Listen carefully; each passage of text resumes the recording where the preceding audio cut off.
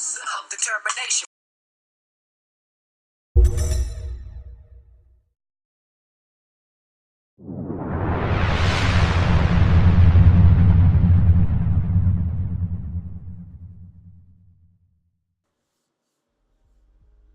What up, YouTube? Knowledge of self-determination. So I wanted to cover some boxing. I wanted to, get more into. I'm probably going to start doing a little bit more with the boxing on my channel, simply because I'm such a huge fan of boxing, and I don't always just watch the main event fights. I watch. Man, look, if I'm home and I catch a fight, I'm gonna watch that fight. I don't care what weight division it is. I don't care who it is fighting. I am a student of the sport, and I pick up something from every fight that I watch. I'm a student of the sport. I love to watch it. I love to soak up the information. Plus I like to see a good scrap. Like most of you guys. But I'm gonna and also I'm gonna start, because I'm from Baltimore, Maryland. And the fighters from the bottom, the Dezurn Jr. and Davila. Dezurn Jr. is from Baltimore. The fight in the middle, right above the Dezurn and Davila fight, Hawkins, he's from Baltimore. So I do want to start putting a little bit more shine on the fighters from my home state, my home city. Especially now that we got a belt back in Baltimore. Devontae Davis, he's a champion. He's about to go across the pond to take care of his mandatory. So was it Liam something or other? So can't wait to see that. But yeah, since Tank has once again brought attention back to Baltimore boxing, I'm going to start covering fights from my hometown. So that's what it is. Anyway, so I'm gonna go ahead and get into it. I've been talking, rambling. The Dezurn Jr. and Davila fight. Dezurn Jr. went into this fight 9-0 with 6 KOs. Leroy Davila 5-0 with 3 KOs. Leroy Davila is actually cool with Clarissa Shields, and she was in the ring when he was walking to the ring. So they're tight. So I just wanted to add that in there. Dezurn Jr. Both of these guys have an amateur career. I think Dezurn Jr. had 94 fights in the amateurs, 90 and 94 fights, and Davila had 60 fights. I hope I'm not getting that backwards. Dezurn Jr.'s wife is a fighter. She actually fought Clarissa Shields, I believe, as an amateur. I don't know if they fought in the Olympics or not, but I know they fought as amateurs. Dezurn Jr. has a pretty small height advantage over Davila. He has 3-inch reach advantage, and these guys fight in the 120-pound division, super bantamweight division. Now, this was a good fight. I think this was a good scrap. Both of these brothers came in, ready to mix it up, ready to do whatever they had to do. Dezurn Jr. got the win. I think this was an 8-round fight, and it went the distance. There were times in the 8th round where Dezurn Jr. actually got visibly buzzed, but this kid has some grit. I mean, he has true grit. He got buzzed, the kid buckled down, you know what I'm saying, and kept coming forward, man. And he wasn't as technical as Leroy Davila. He wasn't as technical as him. And that's fine. He wasn't as technical, but the kid is skilled, and again, he has grit. He was, at least in this fight, a very aggressive, come forward fighter. Davila wanted to stay on the outside, and that's pretty much how you go at a guy who wants to be a boxer puncher. You pretty much get aggressive and take the fight to him. They want to stay on the outside, you make them uncomfortable and get on the inside and dig to the body and things like that. And Dezurn did it. I mean, the kid was a machine. I would say by the midpoint of the fight, he was visibly breathing from his mouth, with his mouth open, which is dangerous because you can get your jaw broken in a fight, with your mouth hanging open. But it was a good fight. Dezurn Jr. got the decision at the end. He just poured it on, man. I mean, the fight was going back and forth. It was kind of a seesaw type of event. The fight went back and forth. There were some rounds where, I guess it depends on what you like. Some rounds were swing rounds, but I think some of the rounds that were more clearly defined were won by Dezurn. In the 8th round, he just punctuated. Put a punctuation mark on the fight, and he just dug in. started talking to him at the end of the fight. You know, they were mixing it up, but he just got the better of those exchanges in the end. With his grittiness and his toughness. So shout out to Dezurn Jr. from Baltimore City.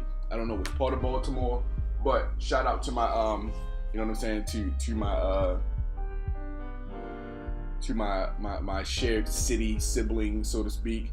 You know, props to Bivol Boxing. Oh, and another thing too, Dezurn Jr. is actually trained by Barry Hunter, so he's done work with some of the Cincinnati kids. You know, he Rasheed Warren. He sparred with Rasheed Warren, and he's also sparred with Vasily Lomachenko. So this kid has gotten some good work in. He's gotten some good work. These are two young upcoming fighters in the super bantamweight division. We know that Vasily Lomachenko, he came from the bantamweight division. Or was it 126? Did he start at 126? Guillermo Rigondeaux, he came up from bantamweight. He's still fighting at bantamweight, I believe. Or did Rigo make the jump up to 126? No, I think he's still fighting at 120. I don't think either one of these dudes are ready for Rigo. But we got some contenders in the super bantamweight division nonetheless. Now I'm going to go ahead and move on to the Malik Hawkins and Carlos Soto fight. 10-0 with 7 knockouts. Malik Hawkins 13-0 and 2 with 7 knockouts. Carlos Soto. Carlos Soto was coming off a long layoff, I believe. But in any event, he, as far as I know, he had ample time to prepare for the fight. This was a pretty decent fight. Malik Hawkins, he shows his inexperience. He's a good fighter, you know. He's kind of tall, so, and apparently he likes to fight on the inside, get real close, but he smothers his own work. He was getting really anxious in the fight. The kid Soto was pretty much outclassed in the fight, to be honest with you. In the first round, I think, was it the first or second round, he got dropped. I know his eye was swollen, was almost swollen shut at the end of the first round, and I thought that was kind of bananas. He did eventually go on to be stopped because he couldn't see out of his right eye. He actually got stopped on the stool while the doctor was examining him, and that fight got stopped early. I think that was a 10-round affair, but I think it was stopped in what, the third or fourth round maybe. Soto was completely outmatched in this fight. Malik Hawkins had a little bit too much power. He just kept setting him up with that straight right hand, working behind the jab. He was smothering his own offense at times. He seemed to be pretty good at that mid-range distance where he can work behind his jab and get leverage on his punches.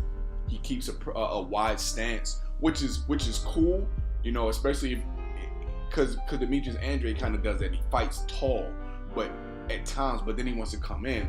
And it doesn't look like to me that he does really good work on the inside.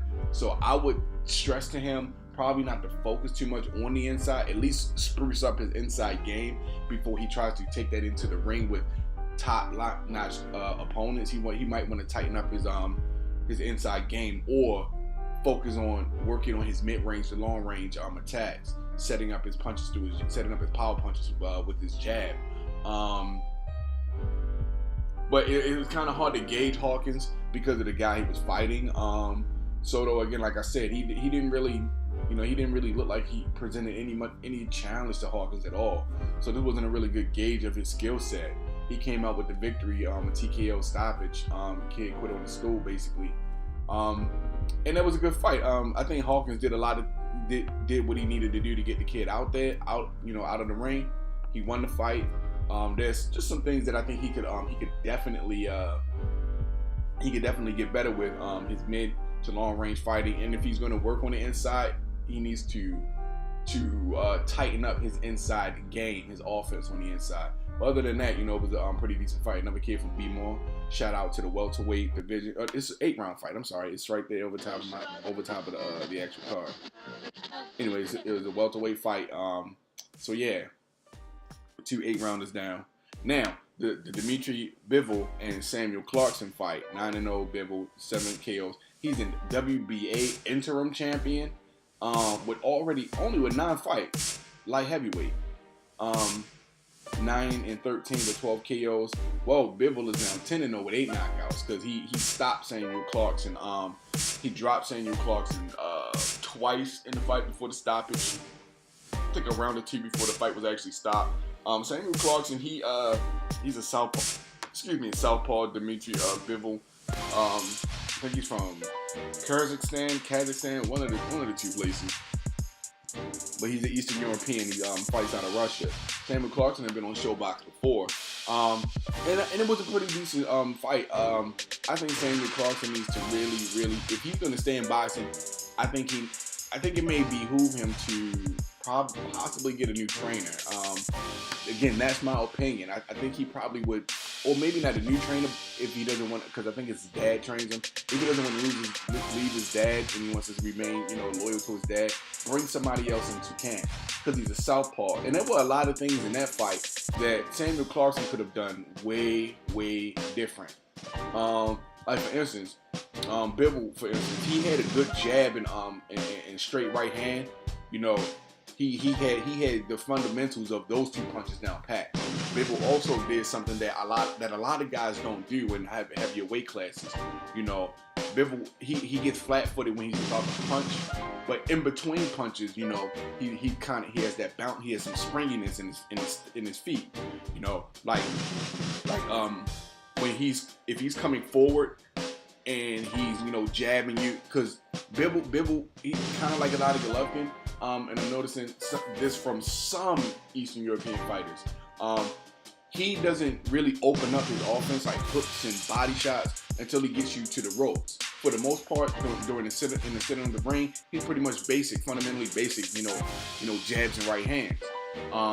And what he'll do is, if he starts to smother his work, like I said, he'll, in between punches, he'll kind of like hop back out, get that little springiness in the feet, hop back out, and start from that range distance again, working behind the jab and the right hand for the most part, which is pretty basic and simplistic. And being as though Samuel Clarkson is a southpaw, I saw some things that he could have done that would have kept him in the fight. First and foremost, he got dropped twice by the right hand. One of the shots was to the body, to like the solar plex of Clarkson. Clarkson didn't move his head. He didn't slip any punches at all, and because he's a southpaw, he could have done kind of the same thing that Vasyl Lomachenko does. Because Vasyl Lomachenko, he'll open you up with punches. Vasyl Lomachenko has faster hands. But say for instance, you throw your jab out there, and then double, triple up on the jab, and then you throw your straight left hand after that, down the pipe. See, Bivol was open for those straight shots because he held a high guard. You know what I'm saying? And usually guys who hold a really high guard, they're susceptible to punches that come straight up the middle. And Bivol also, when he throws punches, he lets his hand down and his elbows flare out, which makes him susceptible to counter uppercuts and counter body shots also. Now, what I was looking at Clarkson not doing, his footwork it sucked basically, because when he would work behind his jab or whatever, the way Bivol punches, and the way he telegraphs his punches, Clarkson, he could have, and Bivol, for the most part, he always led off with his straight left jab. Bivol could have slipped the jab, because you're gonna slip a jab in a southpaw stance. You're gonna slip to your right. You know what I'm saying? He could have came up with a couple of body shots to the ribs. Step to the side as he flipped the jab. Step to the side. Dig to the body a little bit, and then turn his ass on an angle. If Bivol tries to keep up and turn with you, he's open for that counter left hook to the body or uppercut. Or straight left if your footing is proper enough to where as though you can plant and get that leverage on that straight left. There were a lot of things that he could have done that he didn't do. Like basically just circling around Bivol and using his lateral movement would have played a huge part in this fight, and also working to the body, things that he did not do in this fight. He did not do those things in this fight at all, and Bivol was able to get him out of there because Clarkson, pretty much was standing right in front of him for the most part, and I thought that was very weird. I thought it was kind of dumb, really, for him to do that. I think his game plan going in was that he felt like he was going to overwhelm Bivol with his power, and his offense, but that didn't happen at all. He didn't intimidate Bivol at all with his power, and I don't think he had the plan B. I don't think he had a plan B. He looked like a fighter that did not have a plan B going forward. He looked like he had plan A and that's it. as a fighter, yes, you should be confident and have a certain level of confidence, but at the same time, you also have to be realistic as well. If plan A doesn't work, you need a plan B. No fighter is so great that they only need one speed. You know what I'm saying? No fighter is that good. Deontay Wilder recently said something to the effect, I have power, I don't need skill. Something to the effect of that. I'll cover this in another video, but I really hope Deontay Wilder loses that attitude because, dog, everybody in heavyweight division has power. What do you do when you meet up with somebody who can take your power? Bermane Stiverne was able to take your power. You didn't stop him. Although you beat him, I thought Bermane Stiverne was more skilled enough to actually beat Deontay Wilder, but maybe the power was too much. But what do you do with somebody who has the right skill set and the right type of chin to handle your type of power? What do you do in that situation? How do you react? But anyway, I'm getting off topic. Samuel Clarkson, he did not do what I think he should have done. I think he could have made this a different fight if he just, if he gave this dude a different look, turned those corners, gave him those angles, and step to the side and slip punches. I mean, he was pretty much there to be hit for the most part. He stood right in front of him. I hardly saw any upper body movement whatsoever. He just put his gloves in front of his face and absorbed punches, And if you're going to survive as a fighter, you got to learn how to get the hell out of the way of punches. You're not going to get out of the way of all the punches, but you don't want to take too many shots to the head. You feel me? Concussions. But all in all, Dimitri Bivol, he's looking like a possible force in the light heavyweight division. Is he ready for anybody in the top 15? Hell no. Maybe in the top 15. Maybe that latter 5. That 5 that's standing off from the top 10. Maybe, possibly, he could pose a challenge to somebody in the top 15. But looking at his current skill set, he's gonna have to sharpen up on some things before he can pretty much. In fact, I don't even know if he's actually in the top 15 because he has an interim belt. So I don't know if he's in the top 15 or not. But the top 10 definitely in the upper echelon of the heavyweight division, he can stop. Sergey Kovalev stops him. Andre Ward humiliates him and stops him. What's the other kid named? Adonis Stevens stops him. Joe Smith Jr. stops him. Fonfara stops him. All these dudes stop Bivol. From what I can see so far, the holes that he has in his offense, he gets stopped by these dudes. He gets stopped by the upper echelon. He is not ready at all for that. But maybe he's a working process. Maybe he'll get better as time goes on. Who knows? But I like to see what's going to happen with that kid. Like I said, I like the fight card. That's me. I like the card because I like boxing. I am a fight fan. I don't care if you have a name or not. If you can scrap, you can scrap. And that's what it is for me. So shout out to the 2 kids from B-More. Both of them got wins. Maybe we can see Dezurn on a Gervonta Tank Davis undercard. You know what I'm saying? From B-More, I don't know if he's from Sandtown. But he trains with Barry Hunter. Maybe he can be on an About Billions undercard at some time. He seems to be connected with some of the right people. So maybe he can get his shot, and get on one of these, on a big card, get on the undercard of one of these big fights to get his name out there some more. It's hard for smaller guys on the East Coast to really get a lot of good work in.